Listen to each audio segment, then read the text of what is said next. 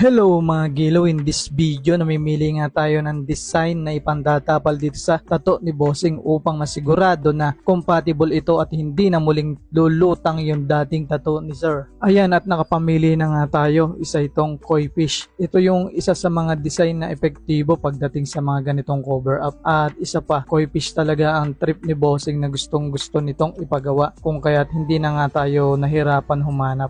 Madalang ako gumawa ng color pagdating sa cover up, pero dahil sa koi fish nga itong pyesa namin ni Bossing, hindi na ako nahirapang aregluin yung mga dark spot na tatamaan ng mga kulay. Isa lang talaga yung pinapanalangan ko ng mga oras na to, na sana tibayan ni Bossing. Kasi isa din ang chest sa may pinakamasakit na part pagdating sa tatuan. Isa itong cover up tattoo. At eto na nga, pagkalipas ng mahabang oras ng hagudan namin ni Bossing, lalo nang tumodo yung tuwa nito nung nakita yung outcome ng aming obra. Kasi halos wala na daw itong makitang bakas nung nauna niyang tato. Muli ako po ay nagpapasalamat kay Sir. Maraming salamat po sa inyong tibay at tiwala sa mga nagbabalak or may nais ipagawa kagaya ng aming cover up tattoo session ni Bossing. Mag-PM lamang po kayo dito sa aking personal FB account or pwede rin po sa page ng Tintamor Tattoo Studio. Located po kami sa Bonifacio Village, Kalaylayan, Abukay, Bataan. Nagpapasalamat din po ako sa aking mga sponsors sa Inkden Tattoo Supply, sa Maestro Pro Stencil Solution at syempre sa Homeground Clothing. Ayan, maraming